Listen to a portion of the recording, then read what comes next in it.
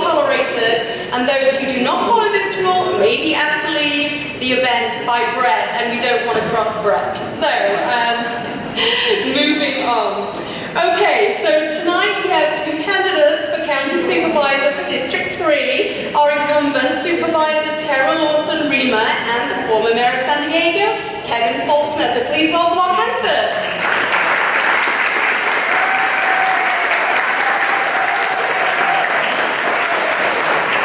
So candidates, each of you will get 2 minutes to give an opening statement. We've asked you to share why you feel you're qualified to serve as a county supervisor. Then we're going to have several questions that we've prepared tonight that the candidates haven't seen, and they'll get 2 minutes each to answer those. We also have some really fun get-to-know-you questions where they'll write their answers down on a pad of paper and I'll read the answers to you. And lastly, you, the audience, you can ask questions too, because this event tonight is all about you.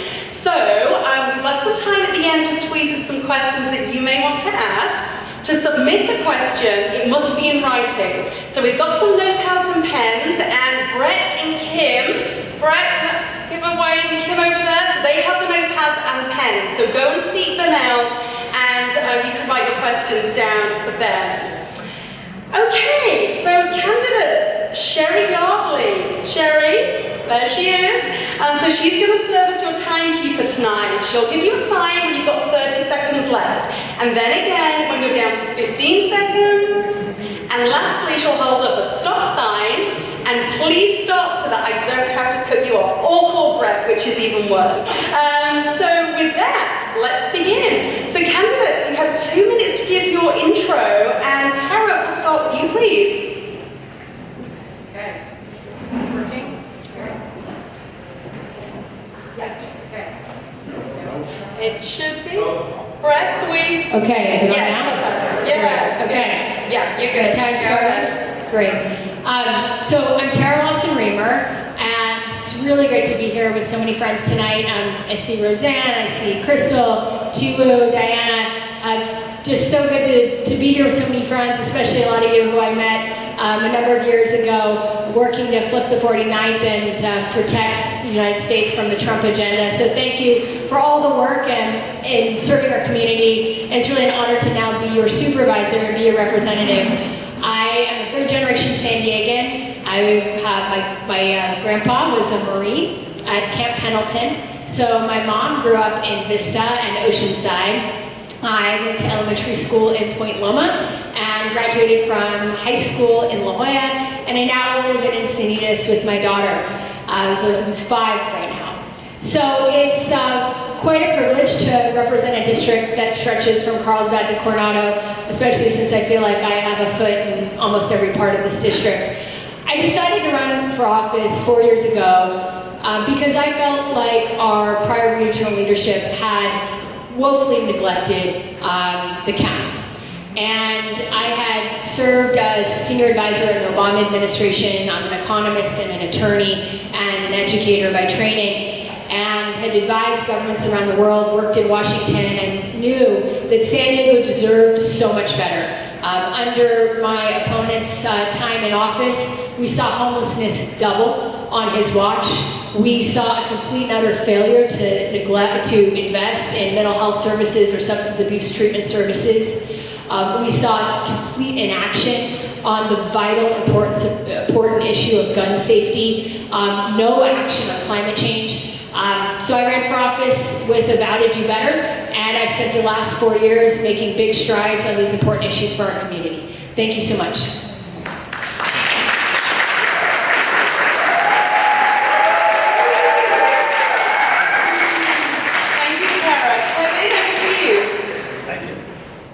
Well, thank you.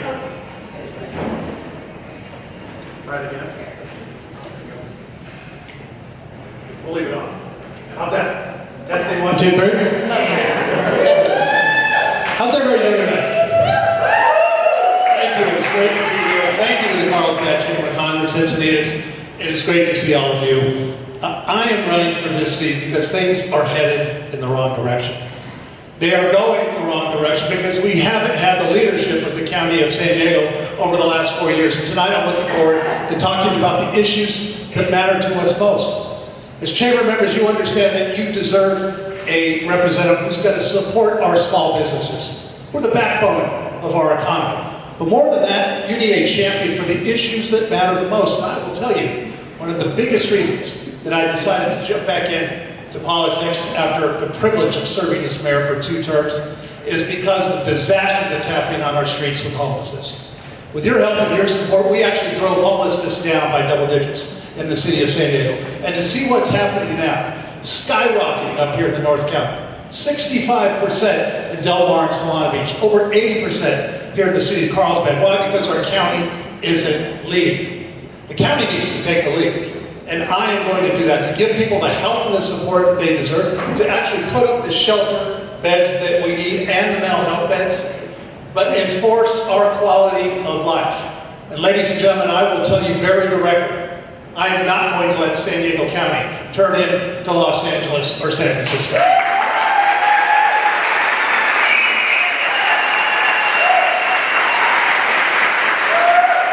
I'm looking forward to talking about a lot of other issues tonight in terms of housing.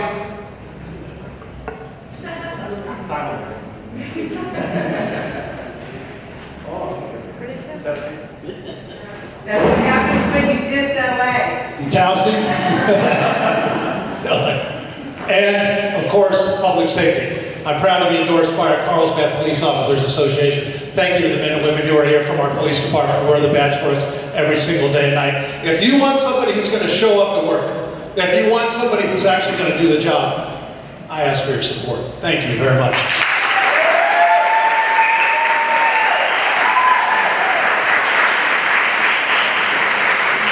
Thank you so much, candidates. Just a quick reminder, no filming, please, audience. We do need to all abide by that, so no filming, please, in the front also. Thank you. Okay, thanks.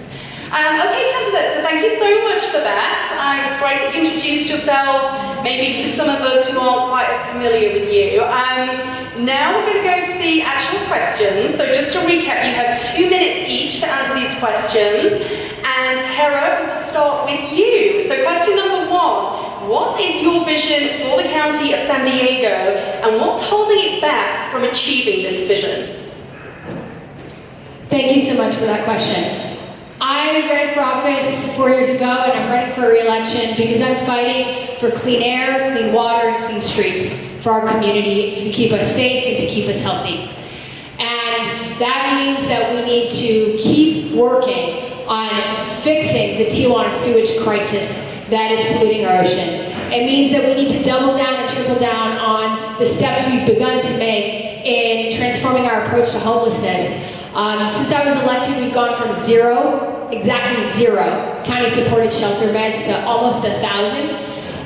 We've increased by 30% our investment in mental health and behavioral health services, and we've done that without raising a single tax because we've actually gone out and sought out the state and federal money that we deserve in our community.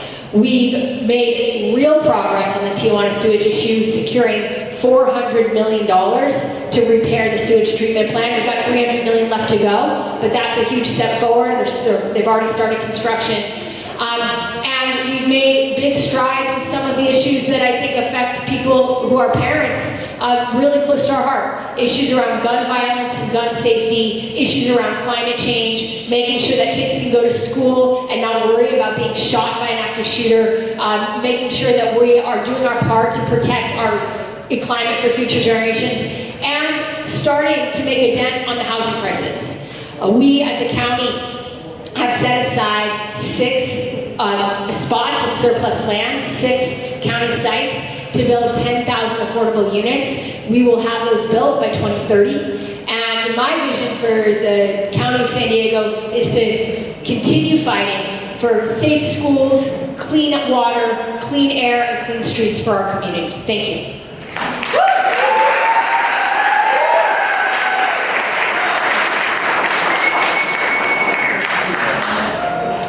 And the same to you, please, Kevin. Would you like me to repeat the question?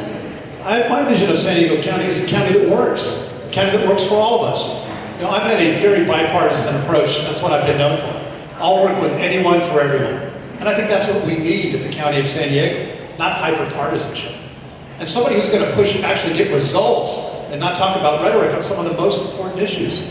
I mean, when we talk about the issue of housing, this county board of supervisors is failing on housing. They passed the most draconian VMT, vehicle miles traveled standard, of any county in California. And they were warned that if you did it, you were going to shut down and actually have a de facto housing moratorium. And that's how much actually has happened since we did it. Give you a little quiz. Do you know how many housing units the county approved last year? Residential housing through the discretionary permit process. Do you know how many? 57.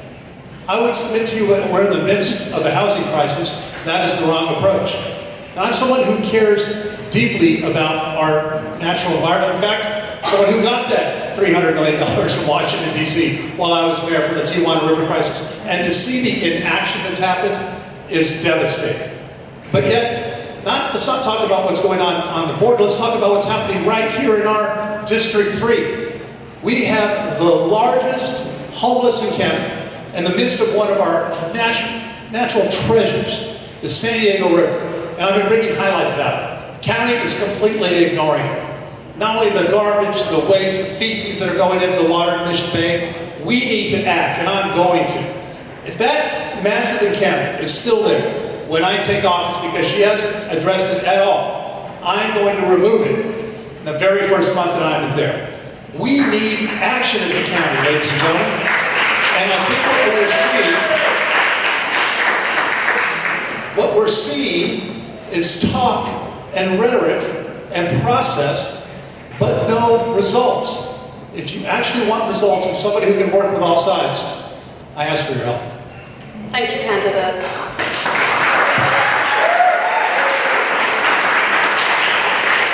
So, unfortunately, we're going to have to take a pause. There is still filming in the front row, so madam, I'm going to have to ask you to leave. Sir, as well, you appear to be filming with your phone. Okay, if you could put your cell phone down, please.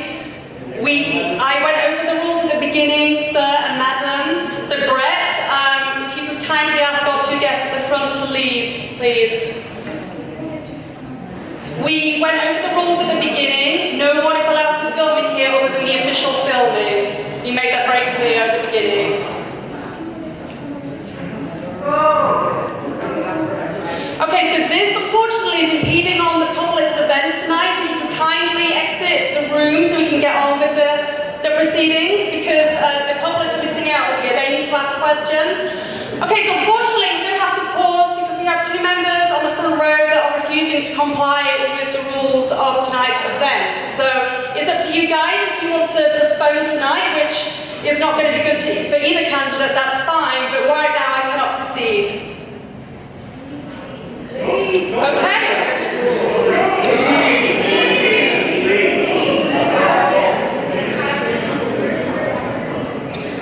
So just to go over the House rule again, which applies to this situation, electronic devices, please silence or turn off all electronic devices and no filming. Okay, thank you. Thank you. Okay, great, so we can get back to proceedings. So candidates, the next question. There are currently a few difficult issues in District 3 involving train tracks on the bluff along the coast, which many of us will be aware of who live along the coast. There are multiple solutions being proposed by Sandag. Please share your view on the ideal solution. And Kevin, could we start with you first, please? Oh, thank you. The track needs to be moved. The alignment needs to happen. There's no doubt about it. We've had multiple ideas for the alignment. We have to pick one. My guiding principles on this is going to be, it has to be safe, it has to work, and it has to be something that we can actually afford. And not just here in San Diego County. This is, frankly, a national issue. To have the rail connection from Los Angeles to San Diego, and then, of course, ultimately out to East. Our national military readiness depends on it with Camp Pendleton. Our port of San Diego depends on it. I'm very proud to have been endorsed by the International Longshoremen Warehouse Union. Those men and women know how important it is not just to have the ships that come into our port, but to have rail that comes into it. So I'm looking forward to lending my voice, again, not just here at the local level, but to instill a sense of urgency that says, let's not plan this to death. The bluffs are eroding. The track is literally several feet away from falling in. And so we need a sense of urgency, somebody who has a demonstrated ability to work with the state and the federal government, work very closely with a lot of our folks when it came to Amtrak and others on the quiet zone in terms of San Diego. It took a long time, but we got that achieved. I know how to push. We have to get an alignment that works, an alignment that is fair, and an alignment that we can afford. Thank you, Kevin. Laura, the same question to you, please. Sure, I'd love to talk about that alignment, but first I just want to address some misinformation being shared by my opponent here. On the river encampment, which has been one of my top priorities, we secured $17 million to clear that encampment from the state. We've been working to do that, and the notion that he could come in as supervisor and just clear the encampment shows he doesn't understand what the county board's jurisdiction is. It's in the city of San Diego. Only the city of San Diego can actually go in there and clear the encampment. You're not running for mayor of the city of San Diego, you're running for the board of supervisors. But that being said, talking about the alignment. I'm really excited, so thank you very much to Representative Toni Atkins, when she was state senator. She got $300 million to move those tracks off the bluff. It's happening. There are 3 alignment proposals that have been developed. Del Mar is working really hard to figure out which one makes sense for the citizens of Del Mar. One, I think, is pretty roundly opposed. That's option A. So I think we're looking at the others. My priority is making sure that we have the alignment that is going to create the most natural open space for the community. That is such a beautiful resource, that those bluffs, the Del Mar, the entire Del Mar region, those wetlands, and there's some really beautiful visionary plans that have been put out that would create a big open space park, that would create a lot of natural resources for us to be able to access the beach. And I think it's important that the alignment supports those natural resources and that access.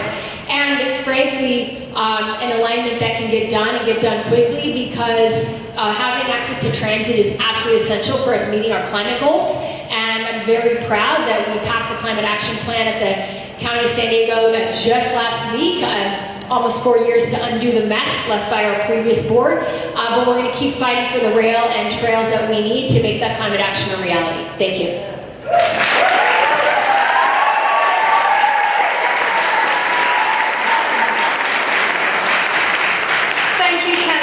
So the next question, Sandag has previously proposed a vehicle miles travel tax as a way to pay for their projects. While this has been removed from the current funding plan, please share your views on a possible vehicle miles travel tax and how you would vote were you on the Sandag board. And Tara, we will start with you on this one, please. I'm against the vehicle miles travel tax. I voted against it when I was on the Sandag board, and I would vote against it again. I'm very committed to reaching our climate action goals. It's why I've been championing a climate action plan of the county for the last 4 years. As I mentioned, we finally passed that just last week. And the vehicle miles travel tax is not actually going to help us get there, I think, at this time, particularly because there's such a huge movement towards electric vehicles. So as the kind of contours of what it means to drive in San Diego change, we really have to focus on making sure that we can support working families to get to jobs, to get to work,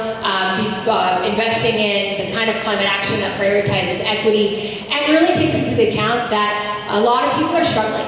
You know, people are dealing with inflation, the rising cost of gas, the rising cost of housing, and my commitment as we take action on climate is to do it in a way that keeps costs down for the everyday person, and make sure that people keep their hard-earned money in their pocket and spend on the things that matter to them, like their kids and those things that really make a difference in our day-to-day lives. Thank you.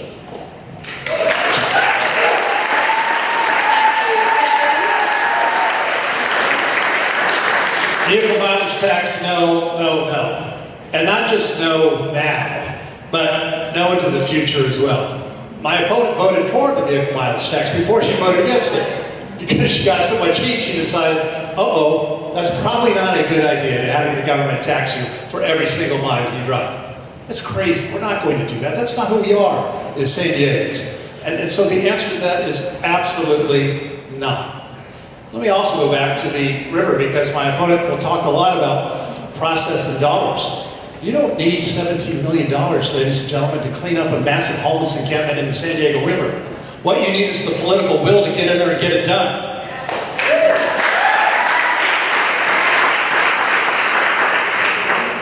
Whether it's the city, the county, and the county has the health department last time I checked. And what's going on out there is not only a human catastrophe, but an environmental catastrophe. And to sit back and to say, we're going to wait for the state to give us some dollars, that's not who we are.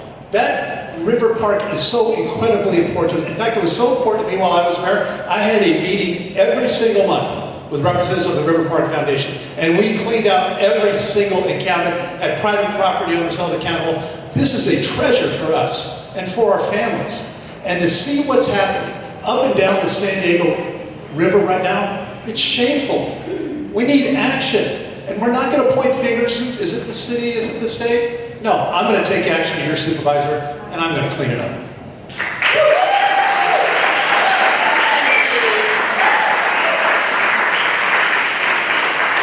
Okay, so homelessness. We've already touched upon this point already tonight, but this next question centralizes that point. So homelessness, as we all know, has become a significant issue throughout the county. Communities within District 3 recently saw significant increases in homelessness per the point-in-time count this year. Kevin, I'm going to ask you to start, but if you could share how you think the county should seek to solve this challenge, please.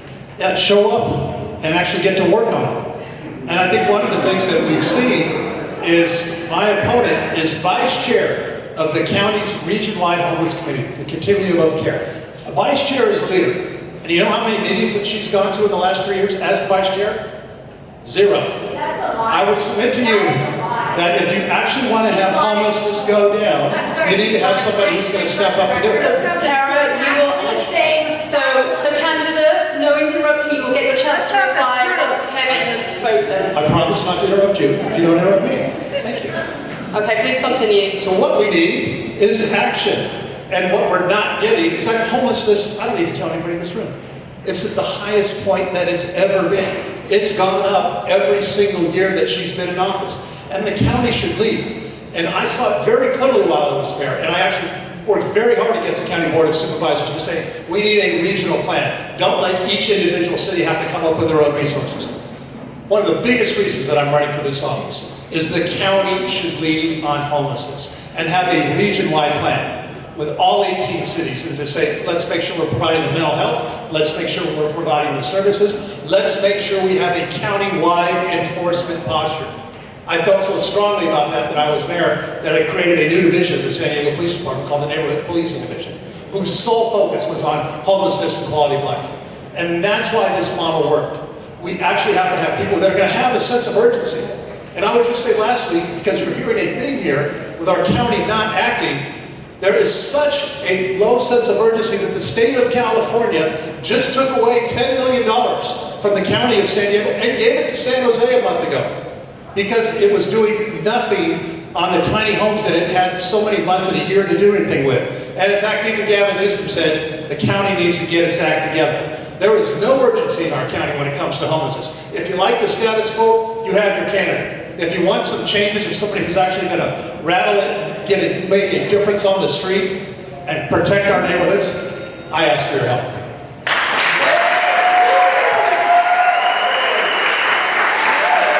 Thank you, Kevin. Tara, your response, please. So, as I said from the outset, I ran for this office 4 years ago in large part because of the disaster that our regional leadership had left us in on the homelessness crisis. Under Kevin Faulkner, homelessness doubled. He's bragging about what he did in the San Diego River encampments. Yeah, he moved people out of sight, out of mind, into small, tight quarters, which caused a hepatitis A outbreak that sickened hundreds of people, killed dozens of people. A state audit said Kevin Faulkner was directly responsible because of his completely irresponsible neglect of the homelessness crisis that focused just on pushing people out of sight, so nobody had to look at the problem and not doing anything to solve it. Kevin Faulkner refused to invest in any mental health services, any behavioral health services when he was the mayor. Instead, he cooked the books on his own record. He changed the way homeless homelessness was counted on his watch, so that if you were living in an RV, you weren't being counted as homeless anymore. So he could say that homelessness fell under his term in office. He cooked the books, he lied about his record just like he's lying about mine. As vice chair of the Regional Task Force on Homelessness, I'm at almost every meeting. I've led the fight to roll out our diversion program, which has now helped over 1,600 residents of the District 3 to stay out of homelessness. I've led the work to roll out a senior shallow rent subsidy that's providing $500 a month to seniors that are at risk of becoming unhoused. I've led the work to actually build the shelter beds that I talked about, going from zero to nearly 1,000 beds in our region. And it is shameful that they took $10 million, that Gavin Newsom took $10 million from us. And I am the lone vote against that. I was the lone vote to build those tiny homes. Because homelessness is a crisis, and I believe we have to take a data-driven approach. We have to look at diversion programs, senior rent subsidies, interventions that work, not a bunch of promises that someone can't deliver. Okay, thank you.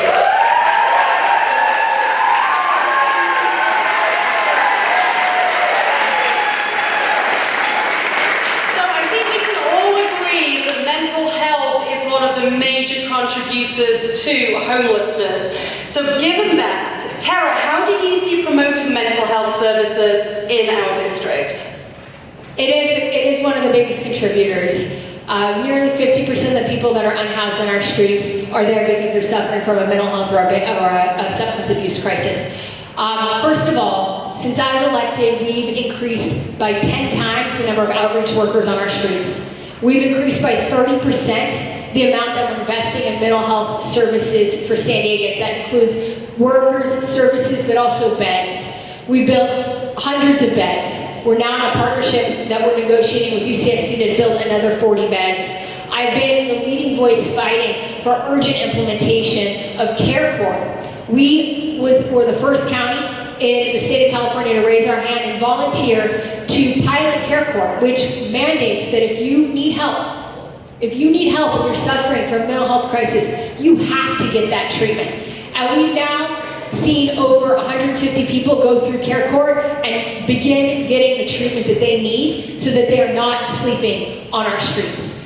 And we know that this is a crisis that has been brewing for decades. It's been brewing for decades ever since Reagan in the 70s defunded homeless and mental health services. We've gone from 60,000 mental health beds in the 70s to only 11,000 today.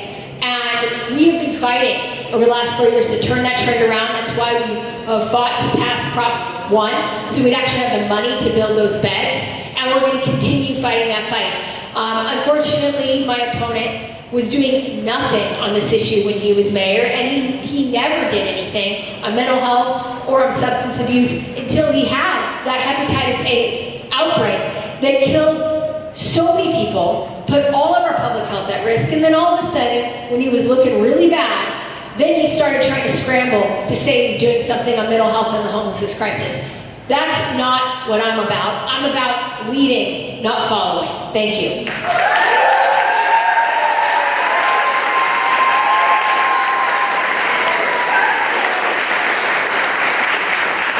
So the next question is about the McLennan-Palomar Airport. So, Do you know oh my gosh, I'm so sorry. My bad, I'm so sorry. After all the quick fuzzy math, I was ready to go. Come on. Sorry. Go ahead, Kevin. Thank you. There's a lot of numbers incorrect. But what's a tragedy on our streets, what we're seeing, is real lives, ladies and gentlemen, and we need to give people help. And if you just stand back and don't do anything, and hope people change their mind and don't intervene, nothing's going to change. That's why I took the dramatic action that I took as mayor. When we cited, and by the way, I picked the locations myself, our bridge shelters. I noted with, I don't know if it's interest or what's the right word, but when my opponent put out a video the other day remarking on her progress of what she stood in front of one of the shelters that I put up in the city of San Diego. And so, Tara, no interrupting. I'm sorry, no interrupting. Tara, you must like Kevin speak. Kevin, carry on. Settle down, please. No heckling, no interrupting. continue, please. But that's why we need support. And that's why, again, that the county needs to take the lead.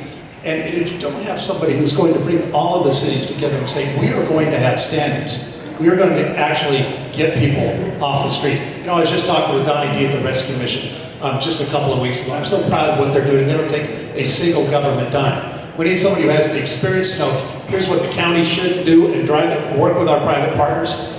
But you got to show up. Decisions are made by people who are in the room. And if you're not attending, if you're never there, it's no wonder that homelessness is at an all-time high and has gone up every single year that my opponent has been in office, where it went down while I was mayor. She has more absences than any other member of the County Board of Supervisors, all of them combined. That's a real issue. You have to show up to work. And you have to engage people. I'm going to do that. I have that proven record of doing it. Again, it's not about dollars and process. It's about, do you have the political will to make a difference on our streets? I've proven that. We did it in the city of San Diego, and we need to do it countywide. We have to intervene. Hoping people change their mind doesn't work, ladies and gentlemen, and every provider worth their salt will tell you, you have to intervene, and we will.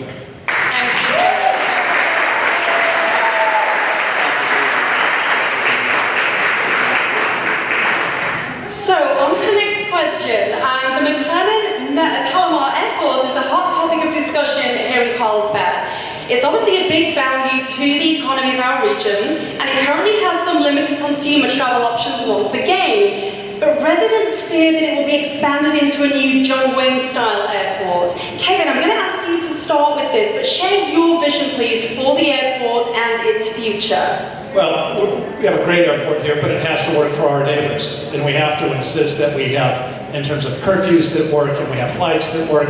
Look, I know a lot about that, having living in Point Loma with all the airplanes and how the jets and what it means to actually work. You have to work with the community. And that's in all the town halls that I've done and the community events that we've done, my commitment is very clear. This is a regional asset for us. But we have to make sure that it stays an asset that works for our neighbors. We're very fortunate to have that connection for all of our businesses here and our biotechnology and others in Carlsbad. That is very incredibly important. But any potential plans have to actually make sense for the future. And if you're not keeping in mind our neighborhoods, then you're not going to have a plan that's going to work.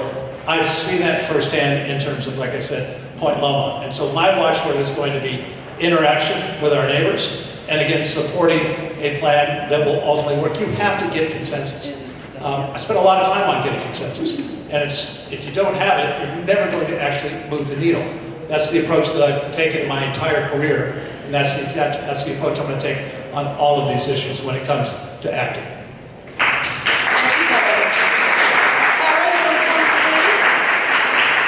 Thanks. I'm excited to talk about the airport because I think we made a lot of big strides on that in the last couple of years. But first, I think it's important to respond to some of the misinformation my opponent's put out.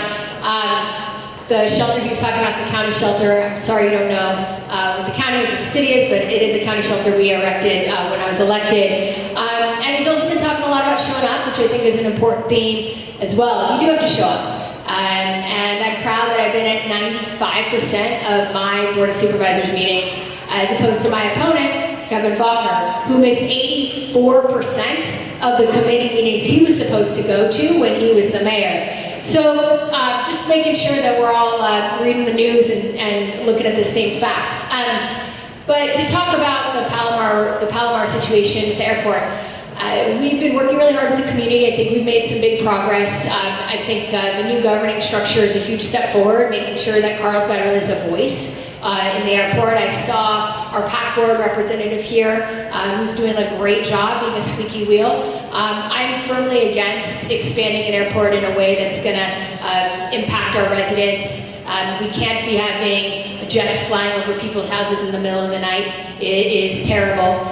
We know that we've been fighting for a 7 a.m. to 9 p.m. flight time. The FCC has not been helpful on this. We've written them letters, we're fighting on that, but I have been working very hard to make sure we don't expand the airport, we don't allow any new contracts that are going to lead to mission creep, and that would result in negative impacts on people having to deal with jets over their house in the middle of the night. It's not acceptable, and it's not okay. So, and thank you to Shirley for your service.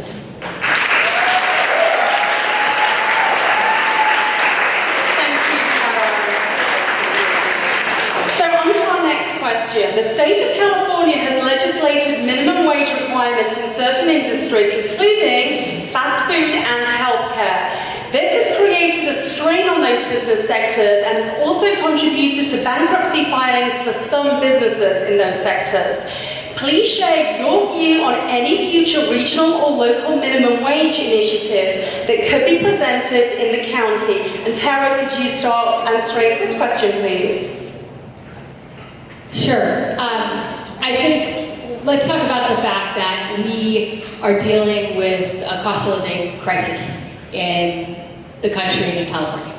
And some of our frontline workers, especially our health workers, are out there every single day serving our community. And we know we're not going to have people working in those jobs. We're not going to have people in the hospitals. We're not going to have people showing up to help kids who are suffering from a mental health crisis if they're not getting paid basic living wages. That is our responsibility to make sure that our health is protected and that our community is protected and that the people who are on the front lines fighting for us and serving us every day are treated with dignity and respect and are paid fairly. And that is my #1 commitment, is to fight for the middle class and fight for working families here in San Diego County and across the region. I don't foresee any kind of minimum wage initiative here in the county. I don't think that that's on the table. My view is that it would be very challenging to implement and very distortive because it would only impact the unincorporated areas. So that's important for people to understand that a county minimum wage would be only in the unincorporated parts of the county. It would only be in East County. It wouldn't impact Encinitas. It wouldn't impact the city of San Diego. So I think, frankly, those are city issues. I believe in the local control of cities to decide those issues for themselves. I'm a big proponent of local control. But in terms of my broader position on working families and making sure that one job should be enough, you shouldn't have to work 2 jobs, 3 jobs to put food on the table for your kids. I'm going to always be fighting for working people. Thanks. Thank you.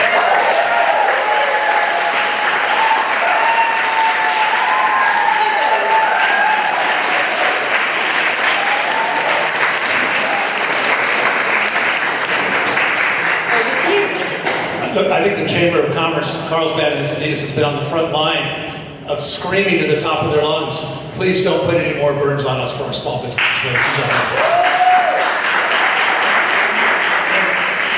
And yes, on the inflation, it's killing everybody right now. People are struggling. Now, I'm very proud when we talk about, folks of all different backgrounds and all socioeconomic statuses that work in our restaurants. They're doing such a phenomenal job working very, very tough. I'm proud to have the restaurant associations help and support an endorsement of this race because they know we have to have a county that understands how incredibly important these jobs are and not drive our men and women out of this county or force businesses to close. I took so much proactive action when it came to ensuring that we have a healthy business climate. Our dollars don't come from Washington, D.C. It comes from a strong economy. Small businesses are the backbone of our economy. I learned that a long time ago. And when COVID hit, we moved so fast to have small business relief funds in the city of San Diego, one of the first big cities that did that. When we did all the other things to say we're going to help you out, our small business to survive, outdoor dining that everybody else followed afterwards. Why? Because we need to keep people employed and keep people at work. It's incredibly important that the county does not put on additional burdensome regulations that is going to drive our small businesses out of business. We need you, Chamber of Commerce. We need you to be successful.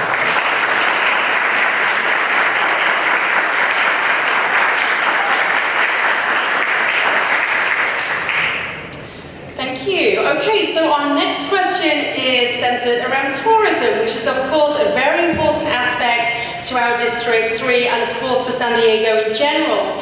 But what challenges do you see in this industry, and how would you support tourism as supervisor? And Kevin, if you could kick us off with this one, please. Couldn't agree more how important tourism is to our economy, one of the massive major drivers throughout the entire county, and of course right here in Carlsbad.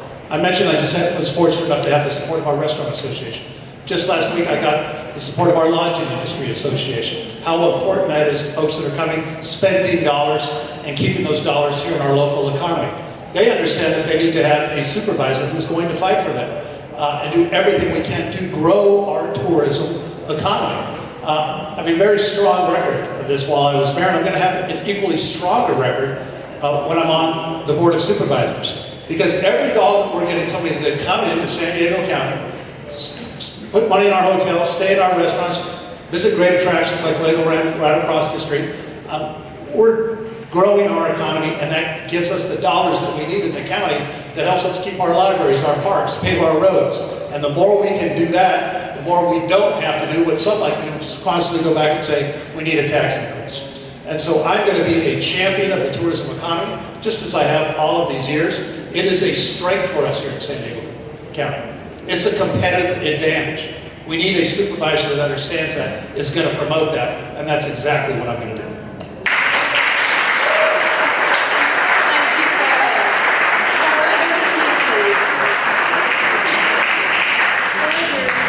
Tourism is one of the most important economic drivers of our region.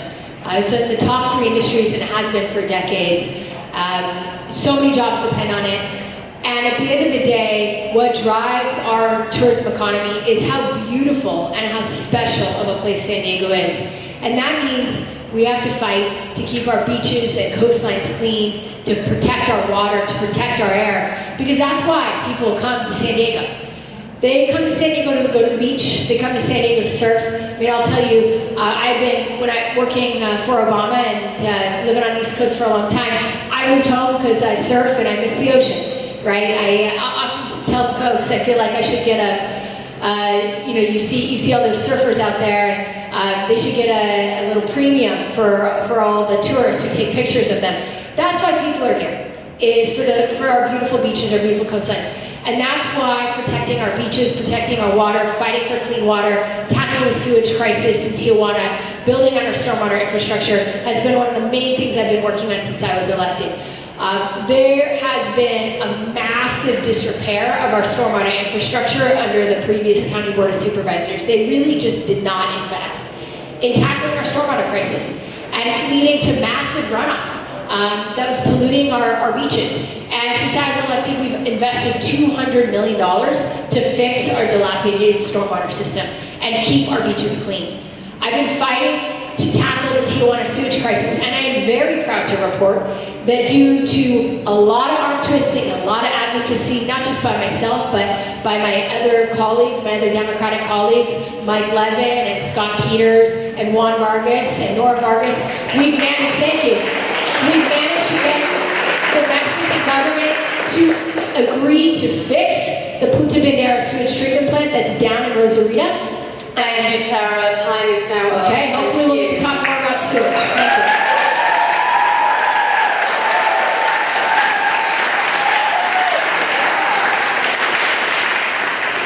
So that brings us to the very last question in this section, and this is to do with housing, which we all know, because we live here, is crazy expensive. So affordable housing is a major concern, as we all know, in District 3. Now, share your vision for making housing more affordable in this district. Tara, if you could start with this one, please. We are dealing with a housing crisis. The skyrocketing costs of rents and buying a home are making it so hard for young families to stay here. I know a lot of people have kids who are being priced out of our region, and that's why tackling the skyrocketing costs of rents and buying a home have been some of the main issues I've been working on in the last 4 years. Just want to run briefly through some of the stuff we've been doing. First of all, I implemented the county's first ever permitting streamlining process. So now if you're building affordable units, you can get a permit within 15 days. We modeled this program off of a program in Phoenix that had shown a wide success.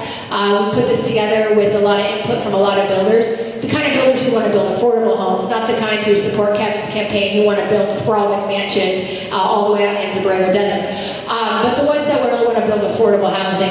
So now we have a permitting process. If you're building affordable homes, you can get a permit in 15 days. We have identified 6 county sites of surplus land. We're on track to build 10,000 affordable units by 2030. We are on track. Within 2.5 years, we've done more than 50% of our state mandated RHNA targets. For you housing nerds in the room, you know that that's how many housing units we have to build according to the state of California. We're on track to do 4 times more than we've been mandated.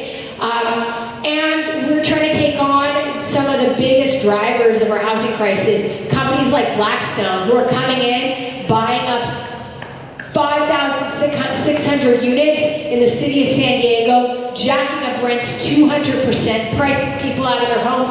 And we know that 35% of the single-family homes in California were bought by investors last year. And we're tackling that crisis head-on at the county and saying, not on my watch.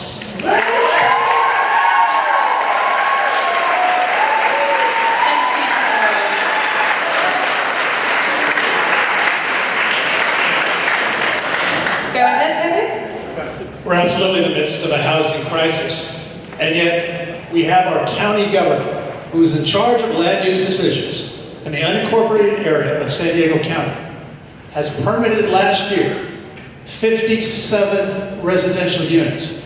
You know how many tentative maps have been submitted this year for other housing projects? 0. Because we have a de facto moratorium. If your vision is you want to cram everybody into the coast and everybody's going to take the trolley to work into Costco, that's not going to work. We have to be realistic about this. We have to increase the supply. So I put my 2 kids back to college a couple weeks ago. I want them to be able to come back to San Diego. I really do. But if we're not increasing the supply and making our region more affordable, we're going to continue to drive more people out of San Diego County. And the folks that were counting on those houses, by the way, out in Lakeside, Alpine, Ramona, that all got shut down where it would have been affordable, where we could have located these village concepts and the surrounding commercial developments. So not only would it have been great for families that are trying to actually afford San Diego, but it would have been great for our construction workers and everybody else who's working so hard to try to get a job. But instead, what we have now in the county of San Diego is a de facto housing moratorium.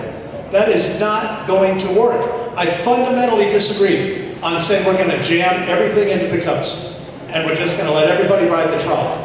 That is not who we are.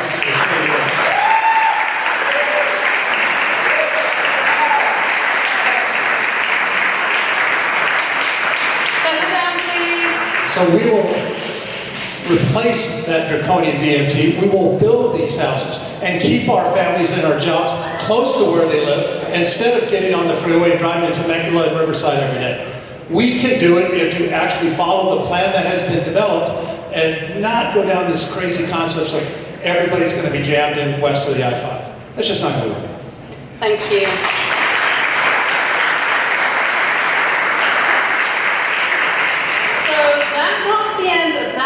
Of tonight's debate, and now it's the fun part, candidates, because we have 3 get-to-know-you questions, and these are going to be good fun. So we're going to get to know them a little bit on a personal level. Okay, so I have 3 questions for you. So do you both have a pen and paper? Okay. So if you can write down the answers and then share your papers with me, and I will read them out. Oh, the timing is 2 minutes. Yeah, 2 minutes. You have 2 minutes to answer these questions. In fact, Sherry, I think that's a bit generous. Should we do a minute? I think let's do a minute. Let's do a minute because I think that's pretty generous. Okay, so question number 1. Share your 3 favorite books you have ever read. And your 1 minute starts now.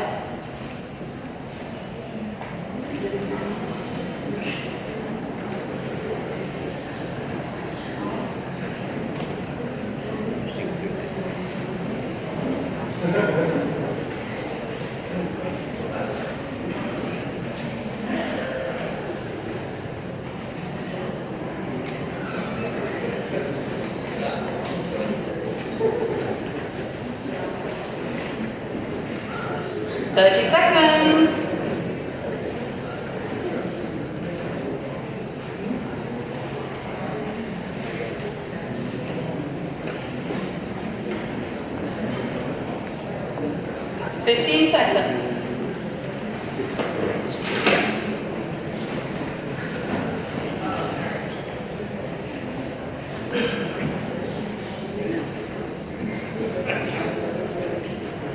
And stop writing. Okay, I'm actually going to ask you guys to read those out because, no offense, I'm seeing some doctors writing over there. I'm probably not going to be able to read. So, Tara, why don't you answer first of all? Share your 3 favorite books, please. Yeah, professor writing, but yes. So my books are Development as Freedom by Nobel Prize winning economist Amartya Sen. Barbarians at the Gate, a surf book that I love, and Thinking Fast and Slow, also another book by a famous economist. Okay, perfect, thank you. Kevin, your 3 favorite books, please. The last line, written by William Manchester, had all to do with Winston Churchill and his background and biography and what he had to do in terms of making the tough decisions in a very difficult time with the world. My second one was a political book written by Christopher Matthews, of all people, called Hardball, and talked about how you should get involved in politics and how you should be able to work with people of all different stripes. And then my last one was Ernest Hemingway, The Sun Also Rises. I'd love to be able to live that lifestyle at some point. Thank you. Okay, so, this is a good one. So question number 2, candidates. Name 2 people of influence in your life that have left a lasting impact, and your time starts now.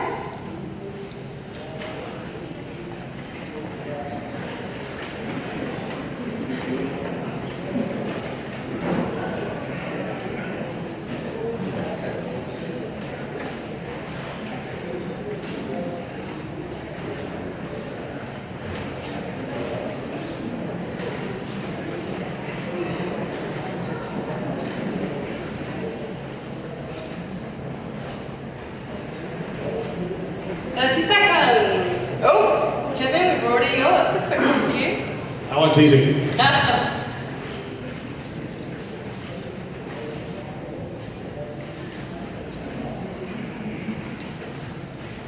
15 seconds.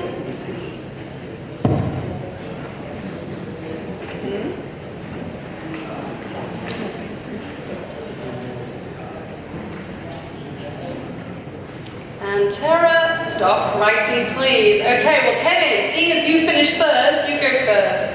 A person of influence is actually one of my heroes. He happens to be in the room tonight.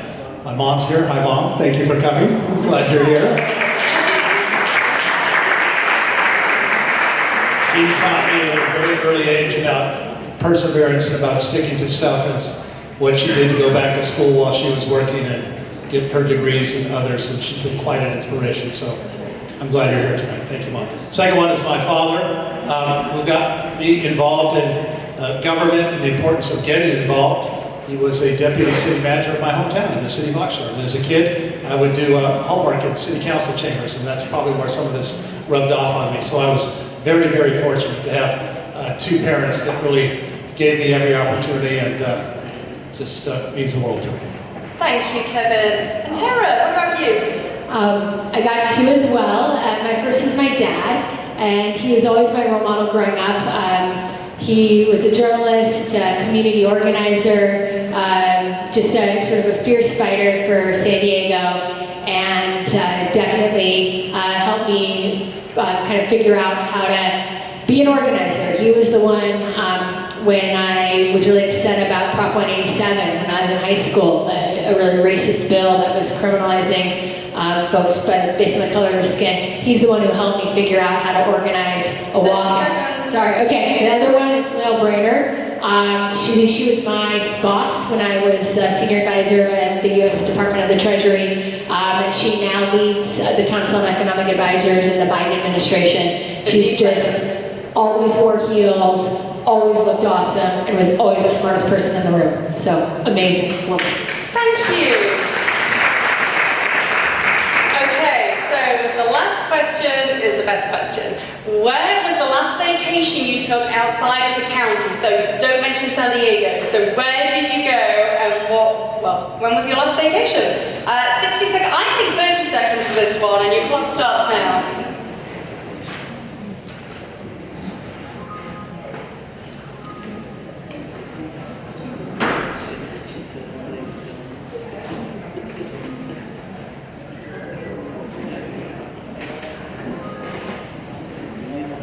15 seconds.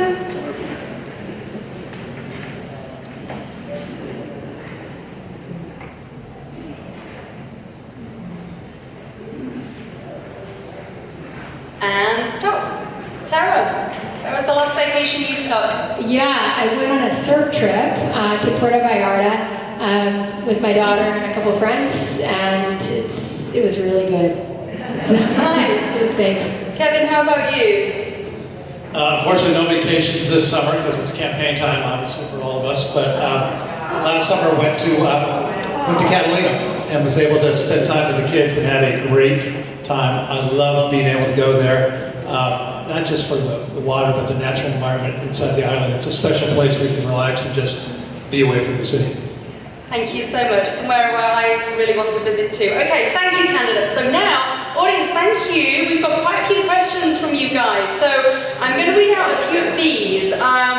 Let's start with this one. This is to do with crime, candidates. So we've had multiple questions actually concerning crime, including and particularly about retail theft and school shootings. So, Kevin, let's start with you. Please share your views on keeping our community safe, and how would you do that? Number one thing all of us can do in this room, this election cycle, is to support Prop 36. We have to change Prop 36.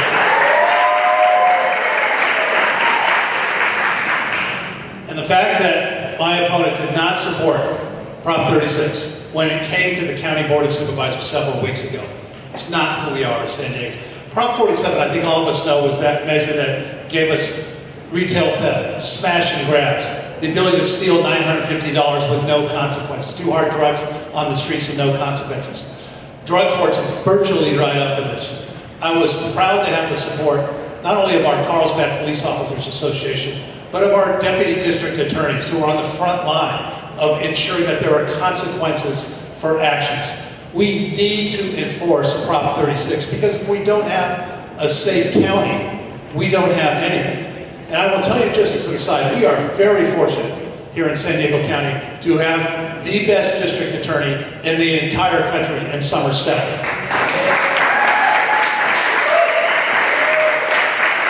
Summer Stephanie deserves a board that's going to back her up, that's going to back our district attorneys up. And so if you think that things are okay, and as I said, don't support Prop 36. But Prop 36 has been one of those things that has bipartisan support. And it has mayors up and down, Democrat, Republicans. We have district attorneys, we have police officers and others that are supporting it. We need to support Prop 36.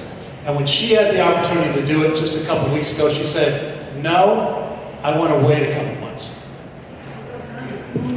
Thank you, Kevin. Tara, your response, please. I think we have a theme of misinformation going on in this debate, but just to make sure folks know what happened at the board a couple weeks ago, there was a request for us to support Prop 36. There was a lot of concern from community members that it was going to lead to defunding a lot of our mental health and substance abuse treatment programs that people rely on.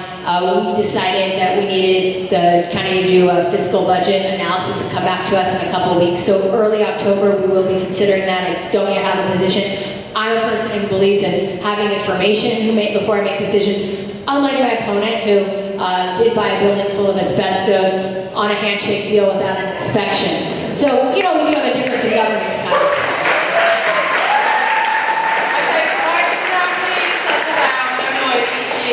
But I think another real difference between us is on gun safety. I've made protecting our communities from gun violence a top priority since I was elected. We've passed the county's first ever ban on ghost guns. We've sued ghost gun manufacturers. Thank you. We've passed a safe storage ordinance. We've partnered with schools to actually enforce that safe storage ordinance. We've gone from a county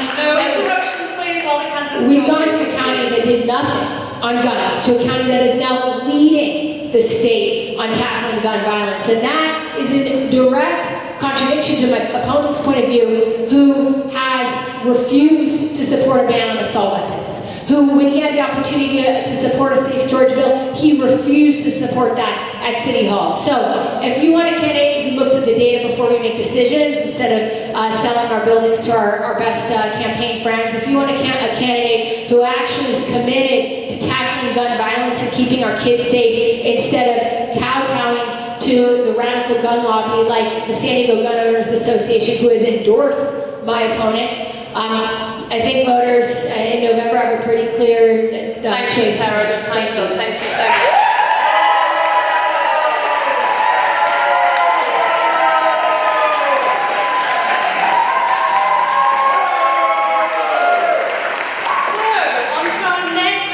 Question. This is to do with cost of living. So candidates, in San Diego, obviously we know it's been reported as one of the most expensive places to live in the country. In what ways will you ensure that working families can maintain their livelihoods here in San Diego? Tara, let's start with you. This is flashing.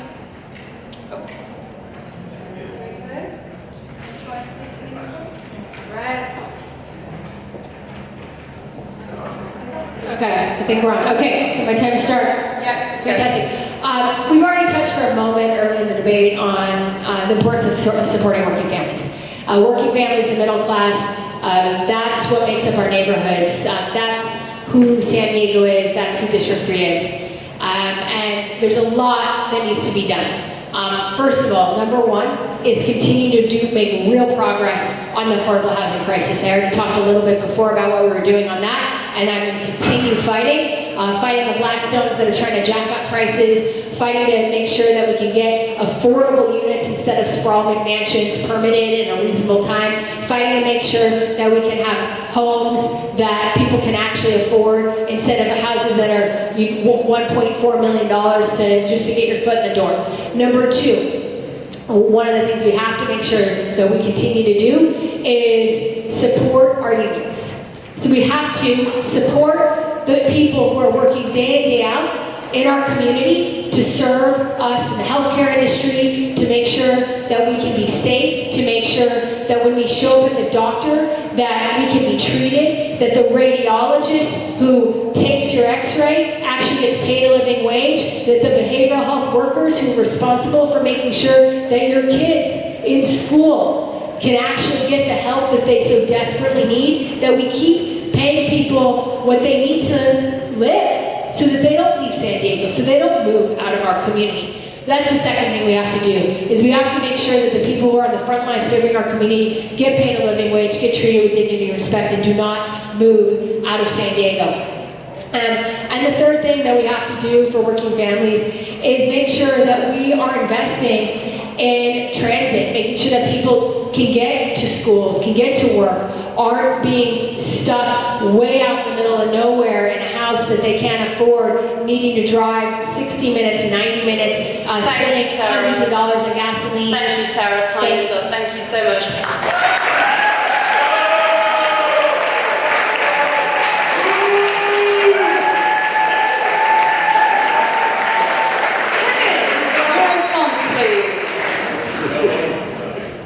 I have to go back to a previous answer, because if you need another 2 months, after 10 years of the failed experiment of Prop 47, you are so out of touch with the reality of what's happening on our streets, ladies and gentlemen.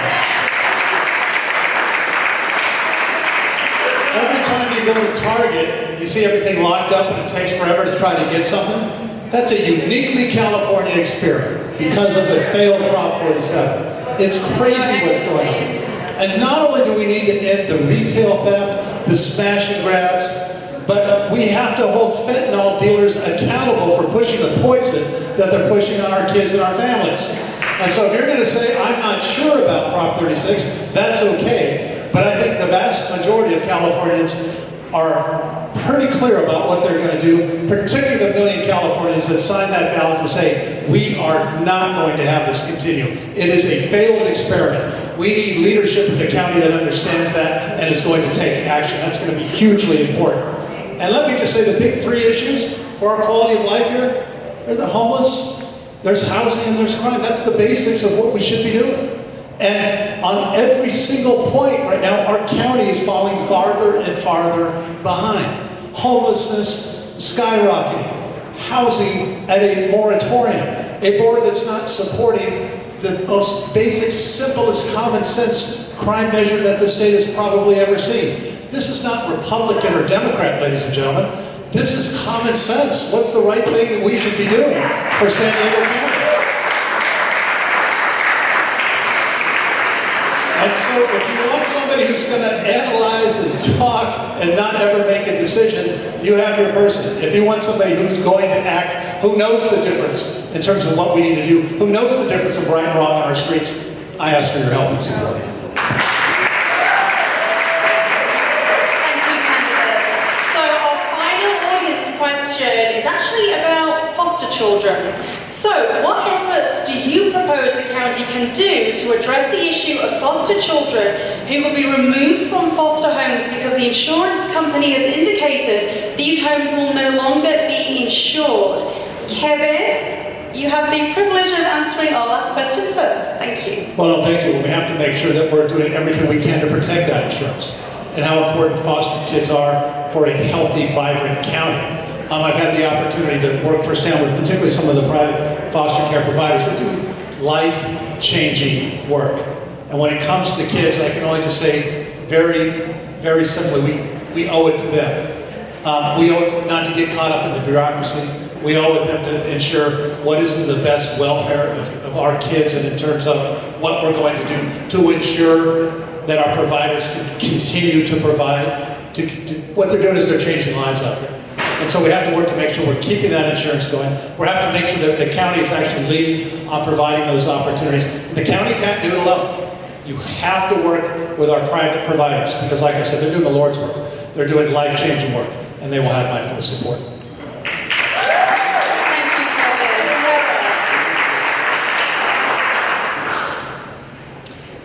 Interesting. Your question had two questions intertwined. It was about foster kids and about the rising cost of homeowners insurance. So Yeah. I'll try to answer both in my 2 minutes. First of all, thank you to a lot of our, we have some folks I see here today I know work with foster youth. I see y'all, I see you, I appreciate you, I love you. So thank you for what you do every day. One of the programs I'm most proud of at the county is a new initiative that I rolled out that's really about keeping foster families, kids from falling into foster care in the first place. There's a lot of kids that are on the edge, their families are on the edge, they're struggling to make ends meet, and the reason they end up in our foster system is because their families are on the brink of not being able to support them, not being able to put food on the table, not being able to keep a roof over their head. So we piloted a program at the county that I proposed to, instead of just removing kids who are at risk because of financial reasons, we're now providing financial support to help keep families together, especially families that are primarily facing economic uncertainty, and that economic uncertainty is what's driving kids' entry into the foster system. Because fundamentally, we know that once kids are in the foster system, it can be so difficult and so traumatic. And we want to do everything we can to keep families together. I'm very proud of this program. It was actually just covered in the Union Tribune a couple weeks ago as showing some incredibly promising results.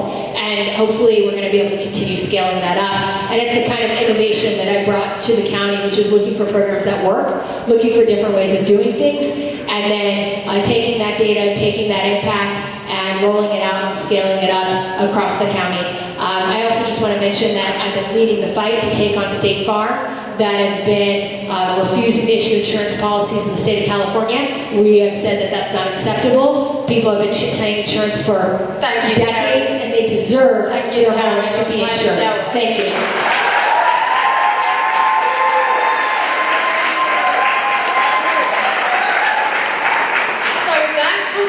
All of our questions for tonight. So the last thing that is left to ask of you candidates is your closing statements, please. So the rules of this are you have 2 minutes each to present a closing statement to the audience. And Tara, I'm going to invite you to go first with this one. Thank you.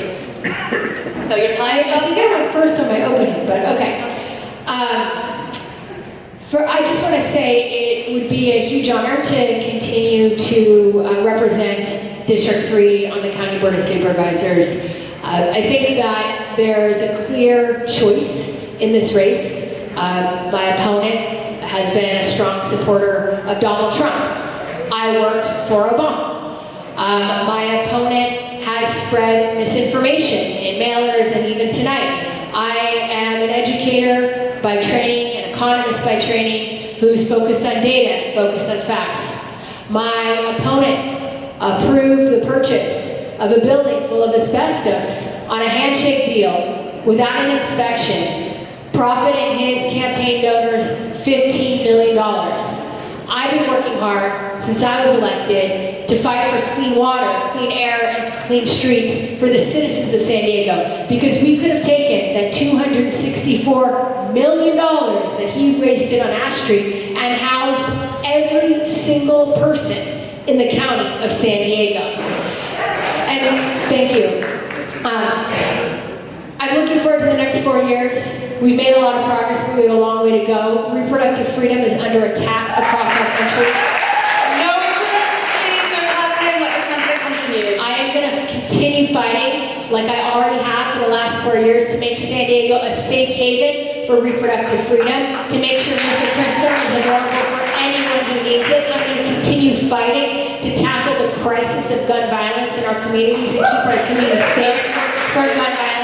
And I'm going to continue rolling out real programs that really work. Our diversion program, our senior shallow rent subsidy, the programs to keep foster youth together, our Care Court program to make sure to mandate that people with mental health crises get the help that they need to really tackle our homelessness crisis Thank you, Tara. instead of the cooking the books Thank you, Tara. with Your numbers time is now up. that are not telling the truth. Thank you.